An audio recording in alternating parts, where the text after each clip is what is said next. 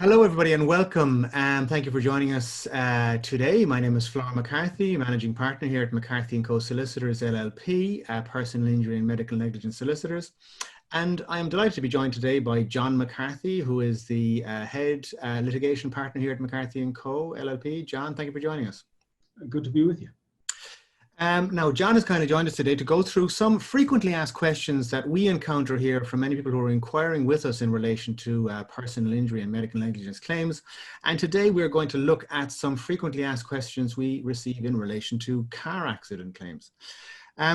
John, one of the first things that we get very often, or at least people kind of ask after it has occurred, and it would be good to know in advance, what should I do after a car accident if I've been in one? Well, at the risk of kind of stating the obvious, the most important thing is to ensure that you and anybody that's in your car with you is all right, and whether or not they need immediate medical attention, whether that's by way of calling for an ambulance or going to your nearest emergency room or whatever is the appropriate course of action. So without a shadow of a doubt, looking after the injured people in the car should be the first and foremost consideration. After that, I suppose what you want to do is you want to exchange your details with the other side, make sure that you get their insurance, make sure you get their vehicle registration, telephone number, etc. And if it is a case where, as I say, you've satisfied yourself that anybody who is injured has had the appropriate initial first aid, if there is any question about who's at fault, the extent to which you can preserve evidence or take photographs to show that you were the person who was impacted by the other person who was guilty of negligence or failure to drive carefully, you should either arrange for the guards to call so that they can take measurements and prepare a report. As I say, most people have got a smartphone now with a good camera on it, so you should take as many photographs as possible. And if appropriate, if you could arrange to get an engineer to go and inspect the where the accident occurred shortly afterwards, that would be very beneficial if it's a serious accident and if there is a dispute about liability. So I suppose what you should do is get first aid if needs be, exchange details with the other side, call the Gardaí if it's necessary, and then get on to a solicitor who can get a forensic engineer who's got expertise in taking measurements and photographs and making sure that they can prove that the other side was at fault if there is any dispute about who was to blame for the accident. Great. And again, I think obviously if something like this does occur, it can be a very traumatic experience and very upsetting on many levels, even if the injuries are relatively minor, because you'd be shaken in any kind of vehicular accident. But I mean, it's just to try and have the peace of mind to make sure you get the details. I mean, okay, so obviously we take care of ourselves and others and anyone else who's injured in the accident. First, if necessary, call the emergency services, and if you need to call for medical assistance or for the guards to call. But then just to make sure you get the contact details of the other person, get their vehicle registration number is probably the most critical one, I suspect, because you can trace more or less everything else from the vehicle registration number. But I think you mentioned the smartphone. You could simply take a photograph of the registration plate of the other vehicle. You could take a photograph of the insurance disc in the windscreen of the other vehicle, and these things. If it's the case that you haven't got any way of writing these things down, and to get the other person's name and address and phone number, I think would that be it? Exactly. And in the worst case scenario, if somebody drives into you and drives off before you can get any of this information, then you're still entitled to be compensated because you can make a claim against what's known as the Motor Insurers Bureau of Ireland. So if there is any uninsured event, because you can't establish who caused your injuries, if it's a hit and run, for instance, then you would bring a case against the MIBI.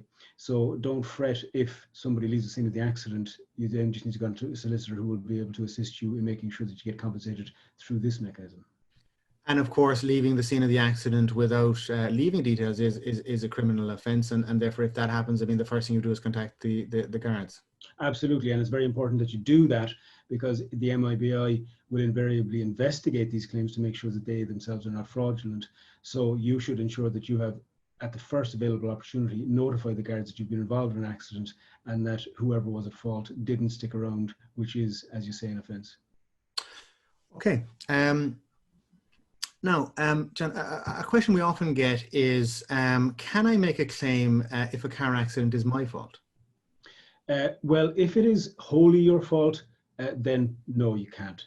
The principle is that you are entitled to be compensated if you have suffered an injury as a result of somebody else's negligence or breach of duty. Um, there are grey areas where you could be 25% liable for the accident, and the other side 75%, and then you just apply a simple reduction of the amount that you're entitled to. But if you are completely to blame for the accident, then you are not entitled to be compensated. Likewise, if you drive your car into a wall, then there's no basis for claiming, unless you could show, for instance, that there was an oil slick on the road that was caused by some other vehicle or the occupier of the premises. But you have to show that the accident wasn't just one of those things, that there was somebody to blame, and if they had been doing what they should have been doing correctly, it could have been avoided. Okay, so again, the system of compensation that we have in this country is based on the concept of negligence. So it involves another person who has not done something that they should have done, or they've done something that negligently, for you to be entitled to be compensated. Yeah, no, of course.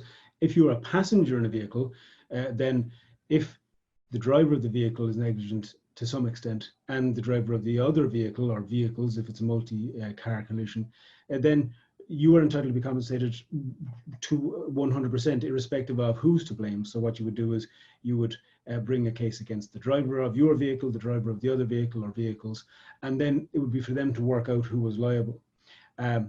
This causes, a difficulty for lay people often, because they say, well, does that mean I'm going to be suing my husband? And the short answer is yes, you are, but effectively you're suing your husband's insurance company. And if you're seriously injured, unfortunately, there's no way around that. And it may well have an impact on the driver's insurance premiums for a number of years afterwards, and that's an unavoidable reality. But it does mean that you have then an appropriate means of getting adequately compensated for the injuries that you sustained. Okay. John, do car accident claims have to go to court? No, they don't. And the vast majority of them don't. We have a system here called the Personal Injuries Assessment Board, which was set up by the government nearly 20 years ago now, which attempts to keep as many of these kinds of road traffic accident cases out of court as is possible, to keep costs to a minimum, and as a result to keep insurance premiums to a minimum. So the vast majority of road traffic accident cases get dealt with in the PIAB without a court application for damages ever having been commenced. Where you will have the need for court proceedings is where there is a dispute about liability, because the PIAB operates on the basis that the respondent, who's the person you're pursuing, accepts 100% liability for the accident. But if there is a dispute about liability, or if the injuries are so significant that the PIAB feels that there won't be a sufficiently clear prognosis within their timescale for assessing the claim, or if there are serious, for instance, psychological injuries suffered as a consequence of being involved in the road traffic accident, then the PIB may release it, in which case court proceedings will be commenced. But even if court proceedings are commenced, that doesn't mean that it will end up in court, because even where it leaves the PIAB process and proceedings are issued, well in excess of 90% of those cases get dealt with by way of a settlement meeting. It could be very early on the proceedings, or shortly before the case is listed for hearing. But as I say, the vast majority, well in excess of 90% of cases of this nature, will settle before they end up in court. Okay, so I take it from that then that the vast majority of straightforward car accident cases where liability is not an issue are dealt with in the non-court personal injury assessment board process, and of those that are not being able to be dealt with in that process, they may have to go forward to court proceedings. But even then, over 90% of those will be settled without ever actually having to see the inside of a courtroom. Absolutely. Okay. So following on from that question, John, how are car accident claims settled? Well, if it is a PIAB case, a Person Injury Assessment Board case, what happens is your solicitor will get a report from the appropriate person to lodge and to commence the PIAB process. In a lot of cases, that will be your GP. But if your injuries are more severe, you may need an orthopedic, neurological, and maybe you might need a number of reports. But those reports would then be compiled by your solicitor and submitted on your behalf to commence the process. The PIAB would then look at the nature of the injuries and determine who from their panel they want to have you assessed by. And they might want to have you assessed by one doctor, such as a GP, if the injuries are relatively minor in nature. If there are multiple facets to your injuries, and if you have fractures and you also have neurological symptoms, then you might need to be seen by an orthopedic surgeon and by a consultant neurologist. And if you have psychological implications, they might want to see you have you seen by a psychiatrist. But the PIAB would get you assessed by all of the appropriate experts that they feel need to report on your injuries. And then they would rely on the reports that were submitted by your solicitor at the commencement of the process, together with all of the reports that they compile, and use those to make an assessment as to what amount of compensation you should receive as a result of the nature of your injuries. Okay. Now again, it follows on from that question. How much compensation will I receive for an accident suffered as a result of a car accident? Well, it's very much how long is a piece of string, and it's determined by reference to the Book of Quantum. And if you look at that, you can just go onto the PIAB website, and you'll see that it's a large document which has varying different categories, each of which has bands of compensation depending on the severity of the injury involved. The rule of thumb, if you've been involved in a relatively minor road traffic accident, and if you have what are known as soft tissue injuries or whiplash type injuries, which have resolved within 15 to 18 months, then you're probably talking about 10 to 12 to 15,000 euro, but it very much depends. And each individual's recovery and the extent of their injuries will be looked at in determining what category they fall into. If you have more severe injuries, as I say, if you've suffered fractures, then it very much depends on the nature of the fracture and the type of considerations, such as will you have arthritis in that in the future? Does it have any implications for you from a vocational perspective? Can you do your job anymore? Those are things that will feed into determining the appropriate level of compensation, and there is no kind of short answer as to what you're entitled to. Okay, so the whole process, and the reason we have quite a sophisticated process for assessing this is because it obviously varies enormously between depending on the severity of the injury and the individual concerned. But the starting point will be the Person Injury Assessment Board Book of Quantum, and then it will depend, of course, on the medical evidence as to what injuries were actually suffered and the consequences of those injuries. Yeah, but I suppose it's important to point out that while you can't say in a discussion like this how much somebody's going to be entitled to for compensation, it is easy to say that there are two types of compensation that you're entitled to. One is known as general damages, and general damages is the amount that is perceived to be fair to put you in the position as if you didn't suffer from the physical injuries. Now, it's questionable as to whether you can really compensate anybody for physical injuries, but that's the best we can do. So the Book of Quantum determines your entitlement to general damages for your pain and suffering, saying, okay, this is what you're entitled to because of the aches and pains that you have as a consequence of your injuries. But in addition to that, you're entitled to what's known as special damages. And special damages are any monetary loss that you have incurred as a consequence of the accident and your injuries. And obvious things to include in that would be the cost of your medical treatment, physiotherapy, GP visits, pain medication. If you've got private health insurance and if you've had surgery, then you'd be entitled to recover the cost of that. If you've been out of work as a result of your injuries, then any loss of earnings that you've incurred will be recoverable in addition to your general damages for pain and suffering. So it's very important to make sure that you've included all of those aspects of your claim, because the special damages in many cases can actually far outweigh the general damages.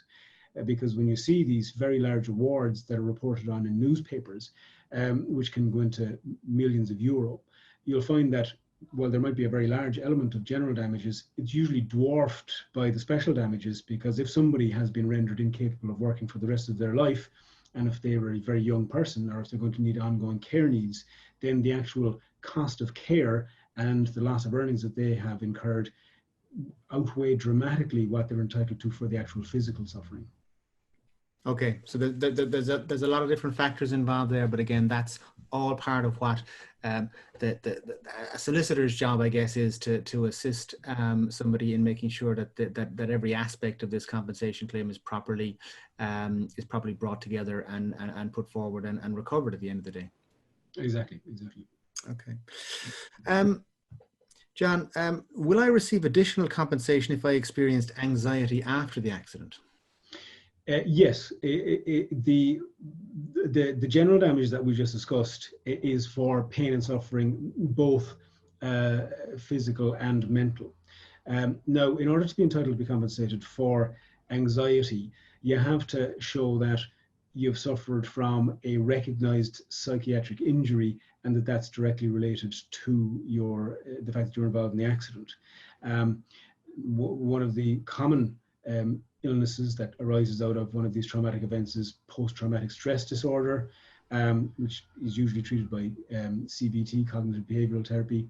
And regularly you will see that people who have been involved in a traumatic event like a road traffic accident will suffer from PTSD, and they will be entitled to be compensated for having suffered that, as well as suffering from any physical injuries, which will be compensated for also.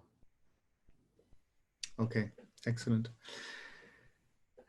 John, how will a car accident claim affect my insurance? Well, if it is the case that you've been injured as a result of somebody else's poor driving, then in principle and in theory, it won't affect you at all. But in practice, it probably will.